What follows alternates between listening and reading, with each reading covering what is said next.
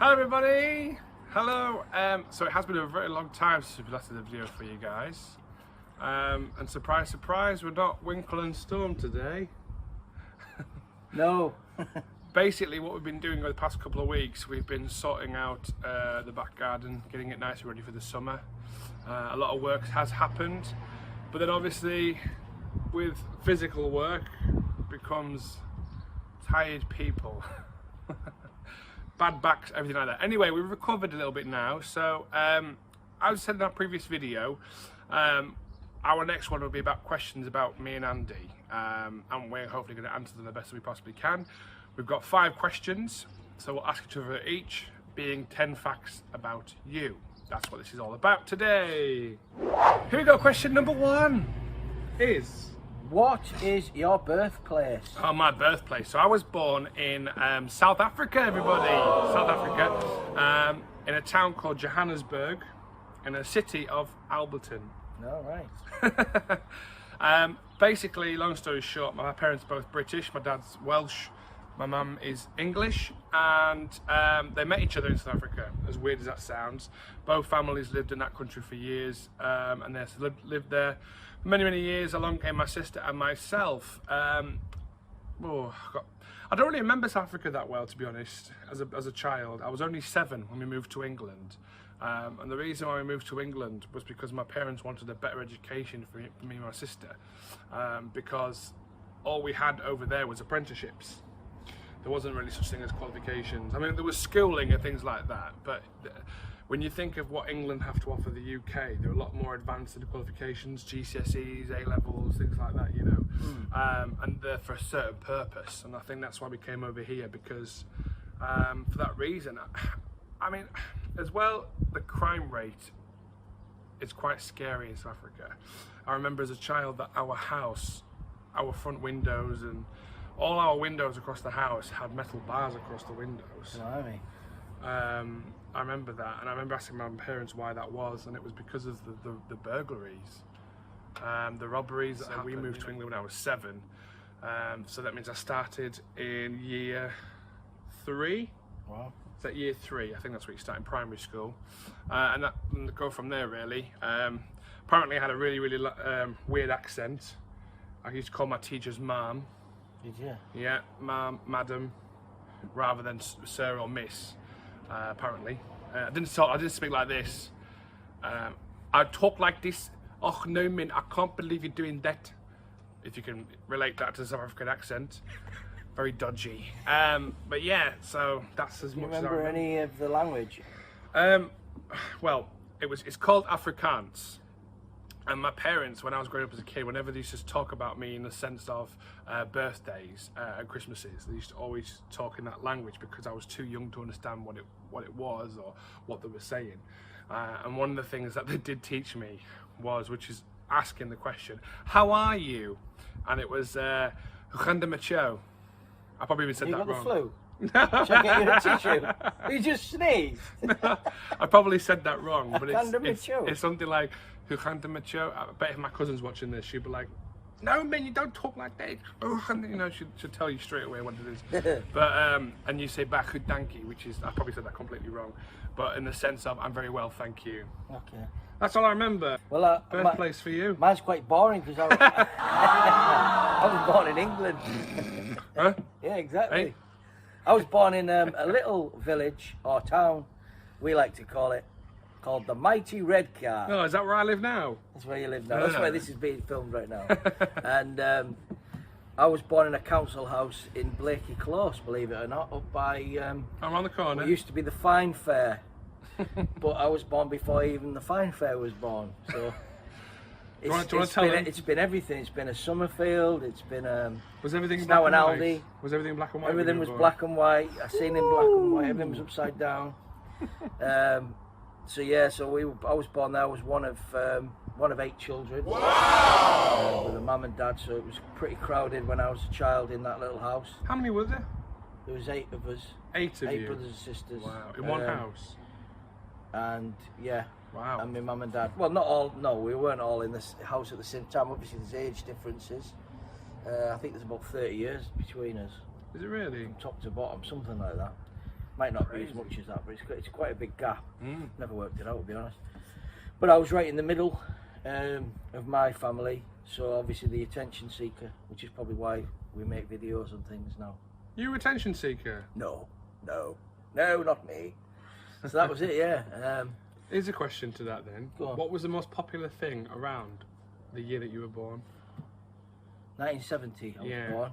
What was the thing that everybody loved? So mine was dead easy. 1992, I used to love watching the Power Rangers. All right. That's when the Power Rangers was launched as a kid. The Mighty Morphin Power Rangers.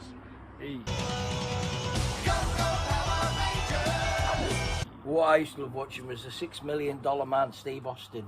I don't know if that's the music, but he used to run and he could jump like miles. Steve Austin. Oh, it's not the wrestler I'm thinking of. No, it was better than him. I was thinking, I know Steve Austin. This guy was really he had an eye that could see like an eagle. He was amazing. He could lift an engine with his bare hands.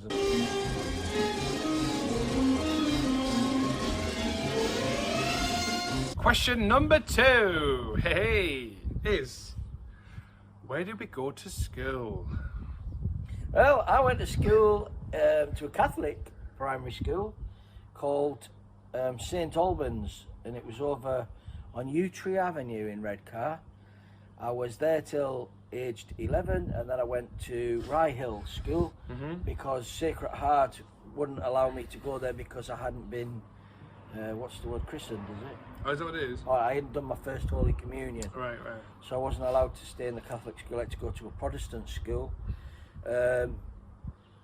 which was sad because I lost all my friends. I had to start all over again, and it was really tough because Rye Hill School them days was quite a rough school. You know, we had the bush in the first year building. It was called. It was this thorn bush, and the new kids would get thrown over the bush or thrown into the bush.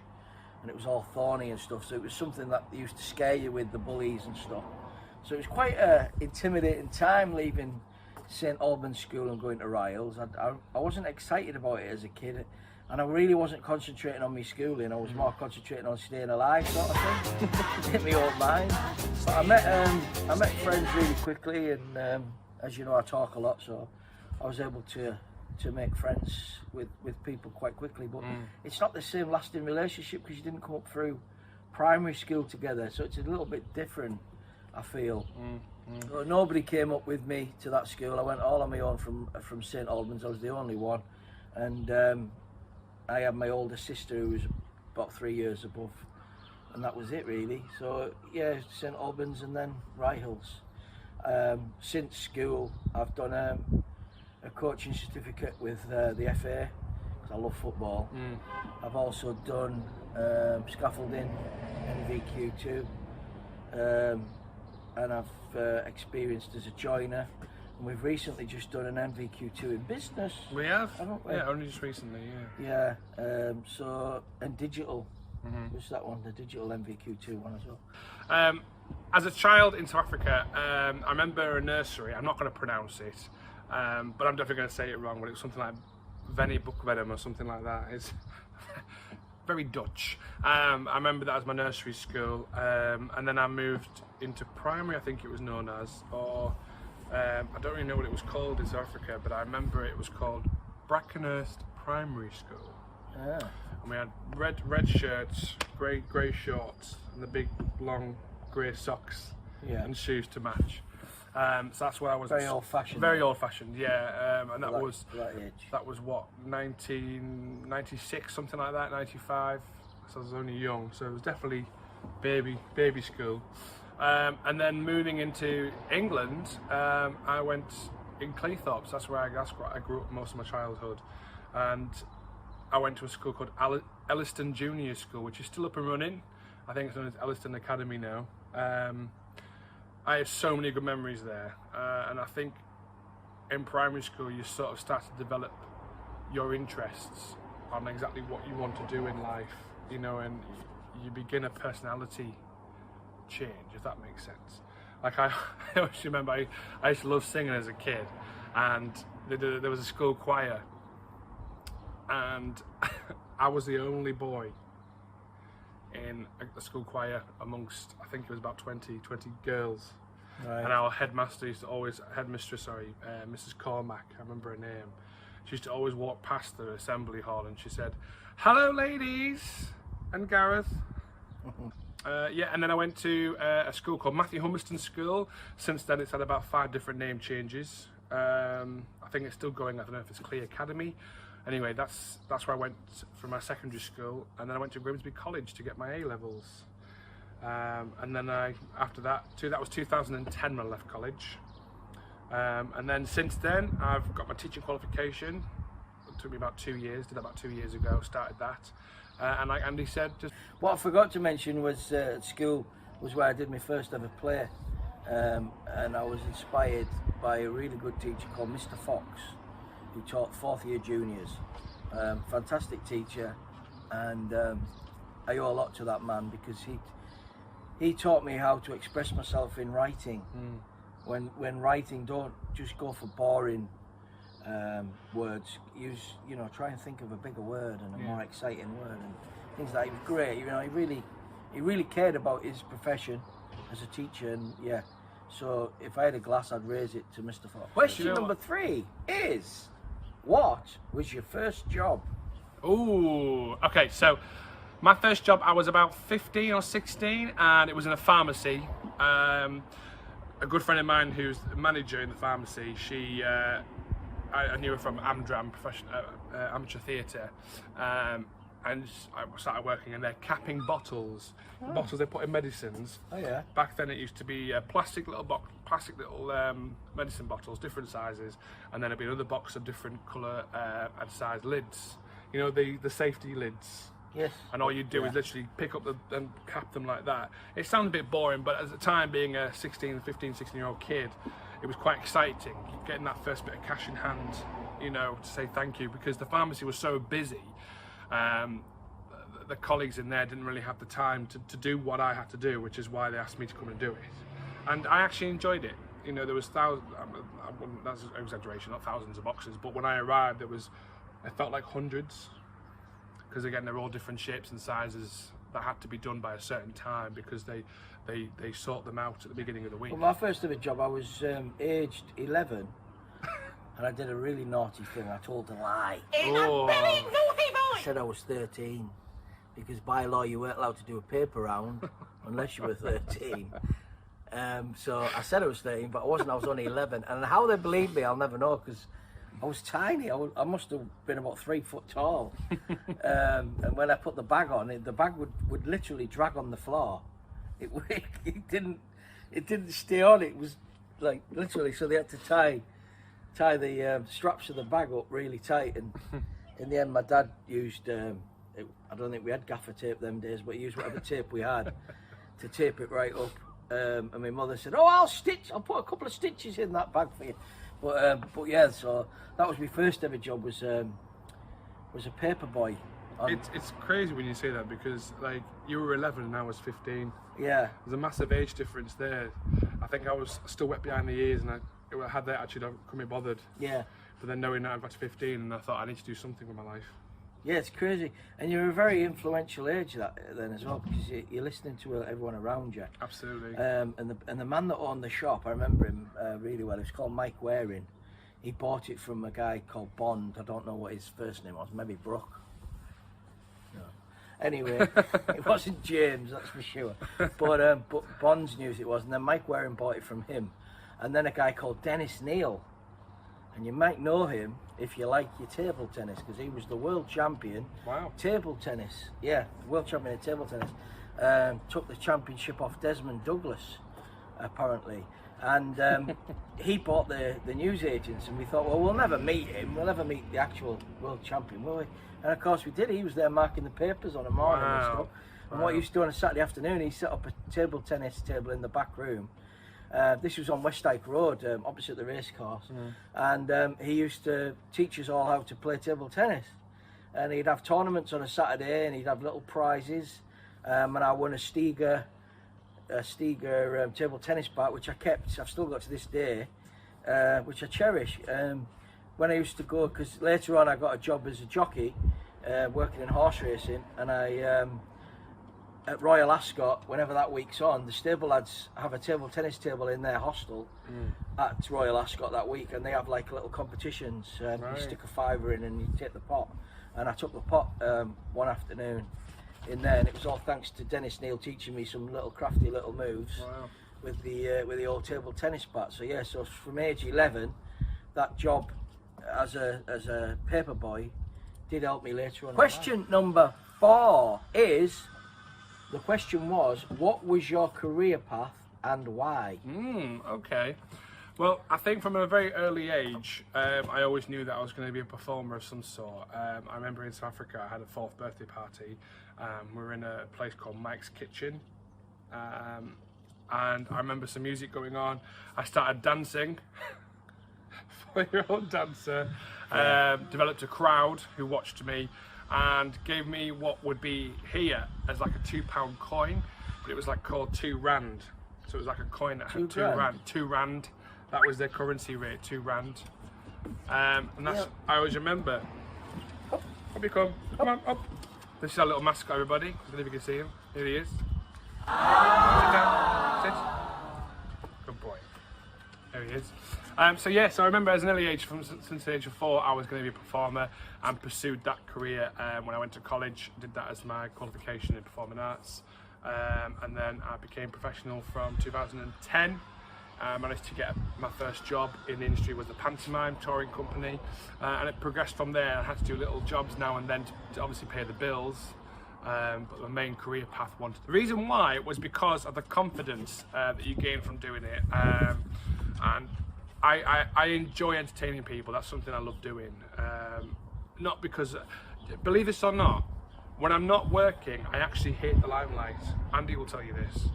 When I have to do something, I'm not playing a character, or for example, if someone asks me to sing on the karaoke, I wouldn't want to do it because I feel like I'm out of my comfort zone. You're not a show-off. I'm not. I don't like showing off. That's No, what you're trying to say, yeah, I don't like when I'm not working or I'm not being paid to do something. What was your career path and why? Well, I just spoke about that, didn't I? I went off to be a jockey when I was 16, and then I came out of horse racing when I realised my weight was increasing. I mean, I was about 7 stone when I went into horse racing, and I had to keep my weight. Lined up. They're under starters' orders and they're off. Classic Sweet was smartly away, Lady Westminster slowly into her stride, but followed by Kind Was Shy, and trailing the field is Lady Westminster, difficulty in negotiating the bend. They race down past the 4, and Smooth Flight comes off the rail, allowing Fenjan in the yellow jacket to come through, but wide also in yellow is Classic Sweet, the horse with a noseband, also with a noseband on the outside.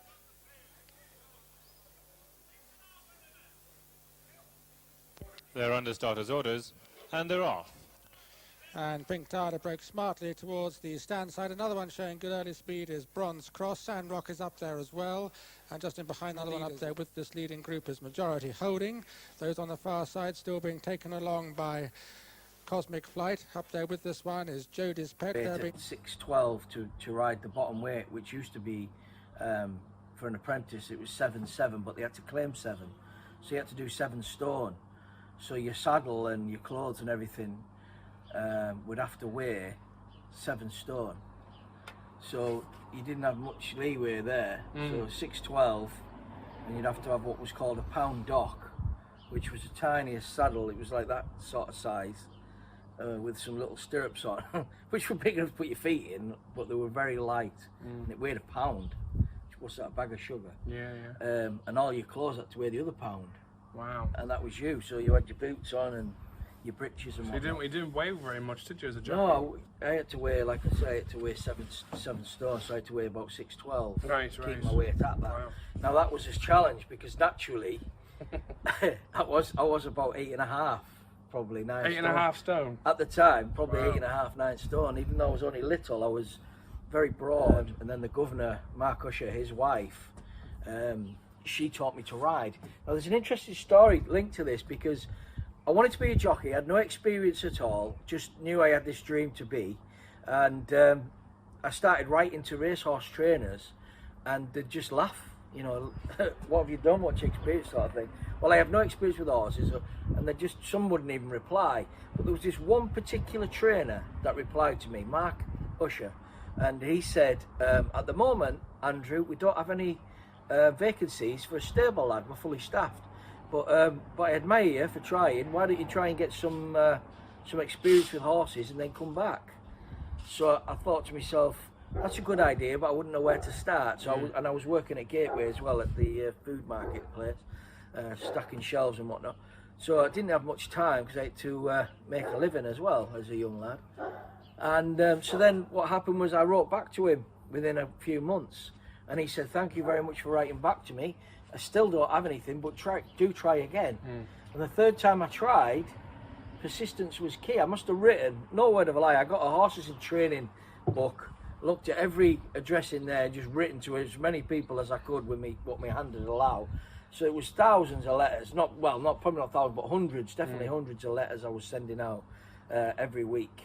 And it was only Mark Usher really that gave me any positive feedback and told me to keep trying. And it was about 6 months process. I eventually got a phone call from Mark Usher saying, hello, this is Mark Usher. And I thought it was my brother winding me up. Oh, really? Yeah, I thought it was somebody taking the mick, because he was dead posh, spoke dead posh. Hello, this is Mark Usher. I was like, oh yeah, who is it? And they're going, we'd like to offer you a start, Andrew. I'm like, oh yeah, start what? Yeah, it was that sort of thing. But when I realised it was Mark Usher, I was like gobsmacked. Wow. And he said, come down to Lambourne in Berkshire, and we'll see how it goes. We'll give you a trial. We'll give you a 2-week trial. And I said, oh great, that's amazing. Thank you, Mr. Usher. Thank you very much. And in racing, you call him the governor. That's what they called the trainer, the governor. So the governor gave me the opportunity, and I listened and I learned and I tried my hardest to get on as a stable lad. And because of my, I suppose because I was so keen to learn everything, they offered me the chance to learn to ride. I went from strength to strength and ended up being a really good rider apparently. And I was offered my apprenticeship licence as an apprentice jockey at 17 years old. So it was really weird. It all happened really quick for me, and it was far too quick now when I look back. I didn't have time to take everything in, and I messed it up really, because I didn't appreciate fully what I actually had in my hands here. I'm able to ride on a racetrack with thoroughbred racehorses worth millions of pounds, and I'm just a young lad from Redcar, from a council estate in Redcar. And I thought, and I didn't ever comprehend what happened. But anyway, weight crept up on me.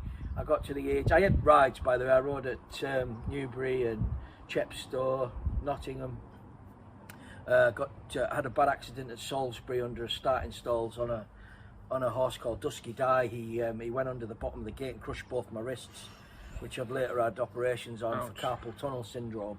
That was a pretty bad accident. But the same accident happened to Lester Piggott, the jockey, and he had his ear ripped off doing exactly the same thing. The horse went underneath the gate. It wasn't very pleasant. Anyway, my weight started to rise when I got to about 19, 20, and I was thinking I can't keep my weight at 7 stone anymore. And in a race at Newbury, I put up 7 pound overweight, so I actually couldn't do the 7 stone. I couldn't get to 612.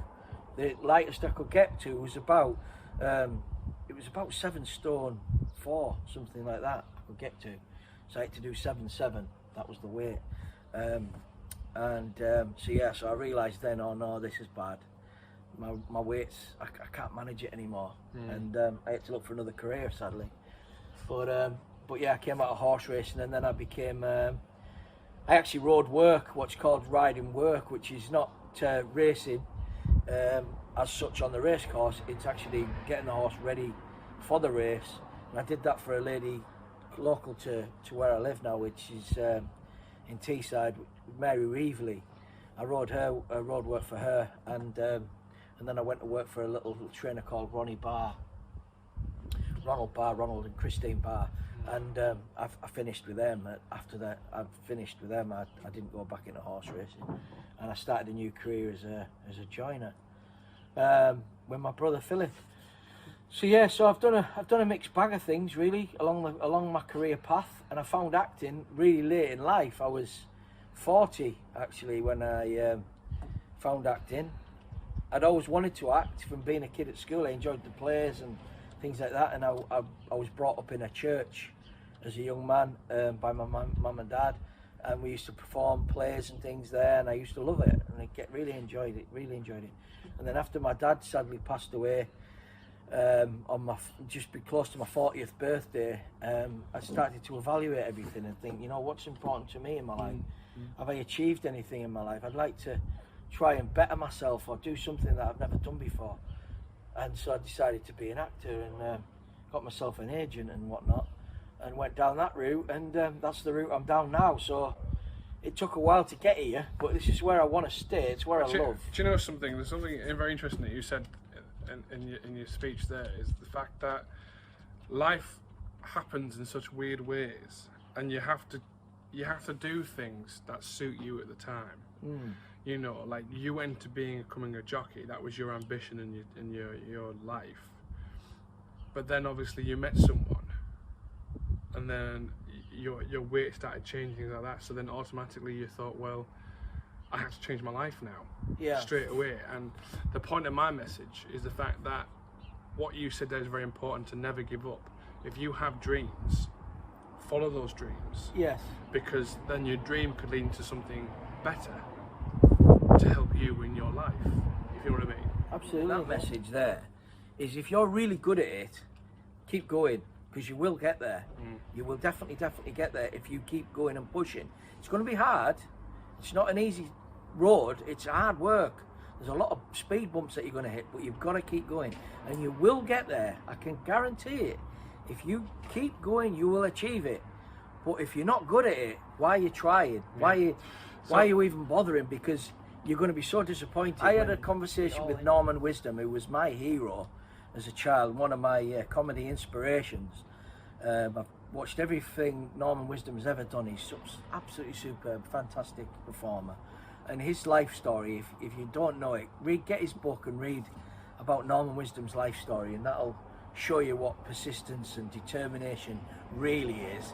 That man had to learn to survive from being a boy, because his parents walked out on him basically, and you've got to look at that. And I had a conversation with Norman when I was around 12 years old. He was on the local radio station, Radio Cleveland, and you were able to ring up and ask questions. So I did. I rang him and I said, I am Mr. Wisdom. I've watched your films, and I think you're great. Is there any advice you can give me? I want to be just like you. And he said to me, don't let anybody deter you from your dream, not even your mum. So even if your mother or your father's telling you you cannot achieve it, but you desperately want to achieve this dream, then it's up to you to do it. Don't do it, you know, to be horrible to them or anything like that, but you've got to achieve what you want to achieve in your life, because you will regret it if you don't. I know we keep Final question, everybody. I bet you're happy to hear that. Final question. Woo! Question number 5. Okay, is relationship. So, and why? So, you can go first. I think I can do a lot of talking now. Relationship. Well, I got married really young. I was on a horse one day in November 1989, all them years ago. It was freezing cold. And the horrible thing about riding out on a morning in anywhere, but in Berkshire in particular, it was in a valley, so the snow was deep and things like that, and it was horrible in November. It was really cold, and your irons, which you would put your feet in, your stirrups if you like, they could never be warmed up, so they were freezing. So your feet were freezing, and you'd be on a horse about 7 a.m. in the morning. And your little fingers were cold because they're on highly strung race horses, so you can't move because they'll run off with you. So you've got to keep as still as you possibly can. Switch them off, and they say switch the horse off so it's nice and relaxed, and it's just having a nice little walk with you. But you can't jump about, because if you go out to try and warm your hands up, the horse thinks you're saying, "Come on, let's go." So it goes galloping with you. So you've got to stay calm and cool and still. Your chin was freezing, your fingers, everything was cold. So I'm freezing cold this morning in November 89, and I'm riding along, and I see a string of horses coming towards me from a different training yard, and it was a yard called Mark Bradstock. Was this a slow motion effect? Slow motion. And you saw the love of your life, and it was like a slow motion thing. No, because it was the soup van. Carol's Soup Kitchen. She used to come around the yards and used to get your polystyrene cup of soup and a roll. And obviously I couldn't eat it because I was putting weight on. But all the lads would enjoy it because they'd think, oh, this is nice. This is warming me up. So I'd see the Soup Kitchen van, and that's what would be going in slow motion, the love of my life. But no, coming back to the story, I saw this string of horses coming towards me, and there was this beautiful smile from this young lady who smiled at me, and I thought, ooh, she's nice. I asked she's got good teeth. I asked her out 6 months later on a date, and the rest is history, as they say. We got married from within about, well, a couple of years later. It was November '89 we met. So when did we get married? We got married in August '91.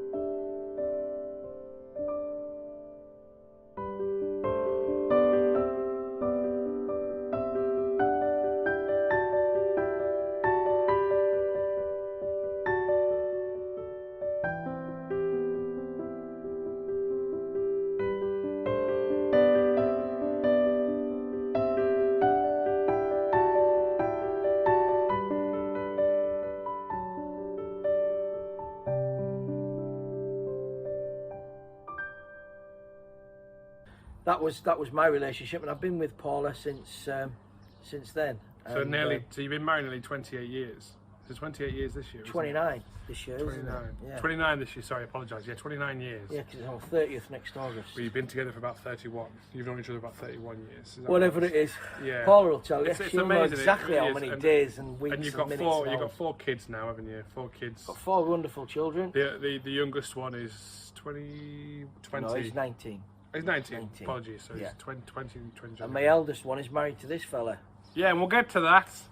So yeah, mine is, well, I was always a single lad growing up. No one wanted me. No, I in the industry, I was always career driven, career. So I never really had time for relationships. I know that sounds really bad, but it never really crossed my mind to find a girlfriend or find someone. You know, I was so career driven at the time, and it was always work, no matter what, you know. And Andy and I, we did a pantomime. That's how we first met. We did a pantomime in 2012 together. He was the villain, I was the comic. And when we first met, even I then was saying, no, I don't. I'm not looking for a relationship. I'm really happy. I love being single. I love being happy, and this, that, and the other. And it was weird how it happened, because Andy showed me pictures of his family, and I was like, oh, I really know that. And then at the time, his eldest was only 21, and I even said to him, oh, she's very pretty, she's very good looking. And he looked up to me and went, no. But it's mad how it just changed all of a sudden, from me saying to Andy, no, I'm happy being single, I love it, I don't have to worry about anything. And then I first met Charlotte in her youngest brother Billy at the time. He was only 11 or 12, something like that, wasn't he? Because he was in Year 7 production of Guys and Dolls, and Andy offered all the guys on the show who want to come and see his son in the panto, and I was like, yeah, I'll come. You know, it's great to kind of make friends and stuff like that. And that was it really. I met Charlotte the first time, we got talking, and again, like Andy said, the rest of the say is history. So Charlotte and I were together, have been together for just over 7.5 years. and last October we officially tied the knot. We got married. We finally got married. So now this lad here is officially my father-in-law. Isn't he lucky?